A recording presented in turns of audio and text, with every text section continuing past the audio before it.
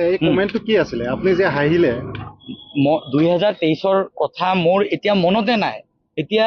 দাদা আপুনিও চাগে ফেচবুক কৰে আপোনালোকে সবে চাগে ফেচবুকত 2023-ত আপুনিও কিমান জায়গাত কমেন্ট কৰিছে কিমান জায়গাত লাইক কৰিছে আপোনাৰো চাগে মনত নাই মোৰো মনত নাই মই জাস্ট ইমানটো এফআইআৰ চাই পেলাই মই গম পালো যে মই এটা হাঁহ ৰিয়েক্ট কৰিছিলোঁ সেইটোৰ পৰাই মানে মোৰ নামত কেছ দিছে হা মানে মোৰ অধিবক্তাই কোৱা মতে মিষ্টাৰ নৰেশ বৰুৱাৰ নাম মানে মানুহ এজনৰ কমেণ্টত বোলে মই হাঁহা ৰিয়েক্ট কৰিছোঁ মই একো মনত নাই 2023-ৰ কথা 2023-ত যদি কেছটো হ'লে হয় তেতিয়াহ'লে বেলেগ কথা 2023-ত আৰু মই কমেণ্ট কৰাই নাই কমেণ্টটো মই কৰা নাই মই জাষ্ট বেলেগ এজনৰ কমেণ্টত মই ইমজি এটা দিছোঁ আৰু ইমজিও মই দিয়া নাই মই জাষ্ট কমেণ্টটোত এই যে লাইক